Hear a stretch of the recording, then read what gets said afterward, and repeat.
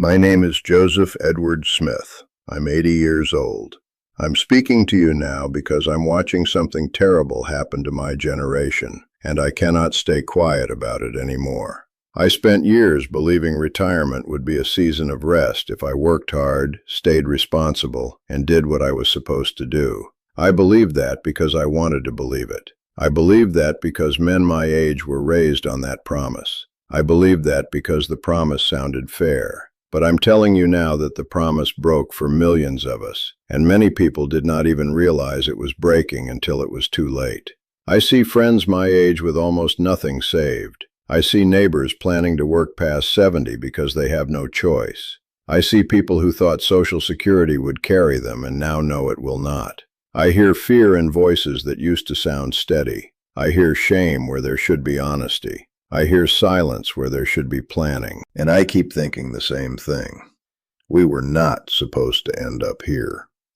I grew up in a time when many of us thought the path was clear. I thought if I worked for decades, paid my bills, and stayed disciplined, retirement would be hard to ruin. I thought the country was stable enough for that. I thought the market, housing, and work itself would keep enough order in life for a careful person to manage. And honestly, for a while, that seemed true. But I know now that surface comfort can hide a weak foundation, and that is exactly what happened to a great many boomers. I want to explain this in the plainest way I can. I always understood retirement as a stool with 3 legs. I like that image because I spent my life around shelves, desks, chairs, and solid things, and I trusted structures that could hold weight. In my mind, 1 leg was my own savings, 1 leg was my Social Security, 1 leg was my pension. If all 3 were strong, I could sit down with confidence. If 1 cracked, I could wobble but still stay upright. If 2 failed, I could hit the floor. And here's what I didn't understand then. By the time many of us reached middle age, 1 leg was already disappearing. I was fortunate because I worked in the public library system, and I had a pension through New York State. I know exactly how rare that became. I know most private workers did not have that protection. I know many of my peers thought they would retire the way their parents retired, only to find out the old rules no longer applied.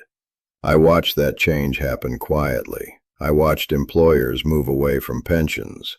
I watched risk get pushed onto workers. I watched people keep showing up, keep giving loyalty, and keep assuming the deal was still the deal. It was not. So I start there because I need you to feel the weakness at the base of the problem.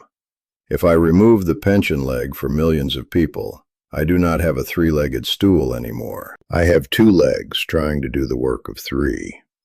I have personal savings and Social Security carrying a burden they were never meant to carry alone. And when I look at what most Americans have saved, I understand why the fear is spreading. I have read the numbers, and I cannot pretend they are small. I see that nearly half of Americans have nothing saved for retirement. I see that most Americans have $100,000 or less. I do not say that to shock you for sport. I say it because I am 80 years old, and I know what life costs. I know what groceries cost. I know what heat costs. I know what insurance costs. I know what medicine costs. I know what a roof repair costs. I know what 1 bad month can do when my margin is thin. So when I hear that so many people are walking into old age with little or nothing, I do not feel surprised anymore. I feel alarmed. You know what surprised me most? I did not expect so many respectable, steady, hard-working people to feel this exposed. I thought reckless living would be the main cause. I thought waste would explain most of it. But when I look around, I see that ordinary life itself has drained people dry. I see that braces, tuition, caregiving, car repairs, rising taxes, layoffs, illness, and long years of trying to hold a family together can eat through money faster than pride will admit. I know how easy it is to say, "I'll catch up next year." I know how easy it is to believe a better season is coming. I know how easy it is to tell myself that once the children leave, once the debt drops, once the raise comes, once the house settles down, then I'll save seriously. But I also know that later has a way of showing up tired, expensive, and late. I did not know it at the time, but one of the biggest dangers in financial life is the belief that time will wait for me. Time does not wait for me. Costs do not wait for me. My body does not wait for me. My employer does not wait for me. Reality certainly does not wait for me. And that is why so many people reach their 60s with a plan built on years that never arrived. Then I come to the part that breaks many plans all at once. I come to early retirement that was never supposed to happen. I do not mean the kind of early retirement people daydream about. I mean the kind life forces on me. I mean the kind that starts with a layoff, a diagnosis, a spouse in trouble, a parent who needs care, or a body that no longer obeys the schedule I had in mind. I know a great many retirees stop working earlier than they wanted.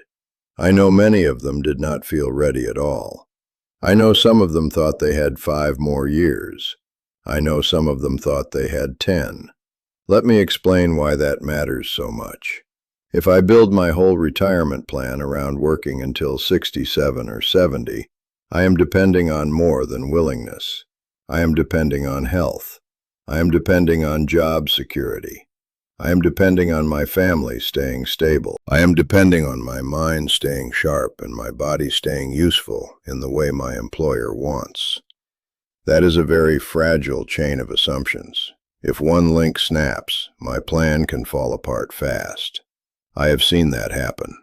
I have seen men who wanted 2 more years get 0. I have seen women who thought they would work to 70 leave at 62 because caregiving became their full-time life. I have seen people lose income and then lose confidence. I have seen people live off credit cards while telling everybody they were between things. I have seen good workers leave quietly because pain made their commute feel like punishment. I have seen shame keep people from asking for help until the problem became much worse. And when I look at rising homelessness among older adults, I cannot ignore how these pieces connect. I know that homelessness is complicated. I know addiction matters. I know mental illness matters. I know housing shortages matter. I know local policy matters. But I also know money and health matter. I know one crisis can shove a fragile budget into the ditch. I know one hospital stay can change everything. I know one rent increase can push an older person past the edge. I know one emergency car repair can wreck a month that was already hanging by a thread. Honestly, I think many people misunderstand emergencies. I do not think of an emergency fund as some tidy little financial tip. I think of it as breathing room. I think of it as dignity. I think of it as time to make a decision without panic. If I cannot handle a $1,000 surprise, I am not living on a plan. I am living on luck. And luck is a terrible retirement strategy. Now, I know some people hear all this and say, but haven't boomers built net worth? I understand that question because I ask it too. I know net worth matters. I know a home can hold real value. I know a car, accounts, and other assets count. But I also know that net worth can fool me if I look at it the wrong way. My house can make me look solid on paper while my checking account feels tight in real life. My equity can sit there looking respectable while my pharmacy bill arrives every month like clockwork. My balance sheet can impress somebody who does not have to buy my groceries. So when I hear median net worth numbers for households in their late 50s, 60s, and early 70s, I do not ask only, how much is it? I ask, enough for what? I ask, enough for how long? I ask, enough if one spouse dies and the other lives another 15 years? I ask, enough if I need home care? I ask, enough if inflation stays stubborn? I ask, enough if my roof leaks, my taxes rise, and my prescriptions multiply? Those are the questions that turn a comfortable-looking number into a very human number. And then I come to Social Security, which I respect deeply because I receive it and because I know how many older Americans depend on it. I will never speak carelessly about Social Security. I know it keeps food on tables. I know it keeps the lights on. I know it helps millions live with a measure of stability. But I also know it is not enough by itself for most people. I know the average check helps, but I know it does not cover a full retirement in modern America. I know many retirees spend far more each month than Social Security replaces. That gap has to be covered somehow, and for too many people, there is not much there to fill it. I also worry about how much emotional weight people place on Social Security. I hear people talk about it as if it were a complete answer. It is not. I never believed it was. I know it was designed as part of the structure, not the whole structure. And I know the system itself is under strain. I know taxes coming in do not fully cover the benefits going out. I know the trust fund conversation keeps getting pushed closer to the present. I know some people hear a date like 2034 and think it sounds far away. But I am 80. I know 10 years is not far away at all. I know 10 years can pass between one family wedding and the next before I even catch my breath. So what do I do with all this? I do what I can. I say that because I believe it, and I say it because false comfort is useless. I do not panic. I do not surrender. I do not pretend that because time was wasted before, effort is wasted now. I save what I can. I reduce debt where I can. I build cash where I can. I protect my health where I can. I stop telling myself stories about perfect timing. I deal with the numbers I actually have. If I can save 20%, I save 20%. If I can save 8%, I save 8%. If I can save only a little at first, I start with that little and build the habit anyway. I would rather move slowly in the right direction than sit still in pride. I would rather face a painful number than hide from it. I would rather adjust my lifestyle while I still have choices than wait until life adjusts it for me. You see, I find real hope in late effort. I do not mean magical hope. I do not mean the kind sold in headlines. I mean practical hope. I mean the truth that later action still matters. I have seen examples suggesting that people who save more aggressively later in life can improve their outcome far more than they expected. I stay cautious with those studies because I do not like numbers dressed up as fairy tales. But I still take the lesson seriously. I know action beats regret. I know something is better than nothing. I know a stronger finish is still better than a weak surrender. And here's what I didn't understand then. I also did not understand how narrow my picture of retirement was. I grew up with a very American idea of independence.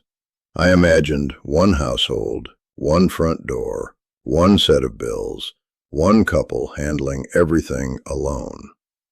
I know that picture can work. It worked for me and Catherine because we prepared for it. But I also know it is not the only dignified way to age. I have seen multi-generational living help families in beautiful ways. I saw my own mother live with my sister, and I saw how much comfort, savings, companionship, and practical support came from that arrangement. I know our culture sometimes treats shared living like failure. I do not. I think shared living can be wisdom. I think pride hurts people more than they admit. I think pride keeps people in houses they cannot maintain. I think pride keeps parents from telling their children the truth. I think pride keeps older adults from downsizing when downsizing would bring relief. I think pride makes people spend money to protect an image that no longer serves them. I want dignity for all of us, but I know dignity and denial are not the same thing. I know honesty is often the first form of dignity. I have been fortunate in ways many people were not. I had a pension. I had structure. I had a wife who believed in discipline as much as I did. I had enough health to keep working when I needed to. I had enough patience to invest for decades. I had enough stability to delay Social Security. I had choices. So when I speak about this crisis, I do not speak from judgment. I speak from gratitude and warning at the same time. I am telling you plainly that something terrible is happening to boomers. I am telling you it is happening because old promises weakened, pensions disappeared, savings stayed too low, health costs kept rising, and too many people assumed they would be able to work longer than life allowed. I am telling you this because I do not want fear to do your thinking for you. I want clarity to do it. I also want to say something to the people who feel embarrassed because they think they should have known better. I have no interest in shaming you. I know shame freezes people. I know shame keeps envelopes unopened and statements unread. I know shame makes intelligent adults avoid simple math because the answer feels like a verdict on their whole life. But I do not believe one weak account balance tells the whole truth about a person. I believe it tells me where I am, not who I am. And once I see where I am, I can still make decisions. I can still cut costs. I can still sell what I do not need. I can still ask my family for a real conversation. I can still protect myself from scams, pressure, and wishful thinking. I can still choose honesty over image. That choice alone has saved many people more than they realize. I can remember that a smaller life is not a ruined life. I can remember that peace costs less than performance. I can remember that asking for help is a financial skill, not defeat. I wish us all understood that sooner. So I ask you to do something with me. I ask you to look at your numbers honestly. I ask you to strengthen whatever legs of the stool you still have. I ask you to save what you can, protect cash, respect your health, and stop assuming work will always be available just because you are willing to do it. I ask you not to count on your house solving every problem. I ask you not to worship appearances. I ask you not to wait for perfect conditions, because I have lived long enough to know that perfect conditions never send advance notice. If I said something today that hit close to home, I want you to stay with me. I want you to leave me a comment and tell me what part of retirement worries you most. Because I read those comments and I care about what I hear. If I helped you put words to a fear you have been carrying quietly, I want you to press like so more people our age can find this conversation. And if you want more calm, honest talks from me about retirement, money, dignity, and the choices that still matter later in life, I want you to subscribe and come along with me. I make these conversations because I know too many people are getting half the truth. And in my next one, I want to walk through what average retiree income in America really looks like. Because when I put income beside spending, the picture becomes even clearer. I appreciate your time. I appreciate your trust, and I will see you in the next one.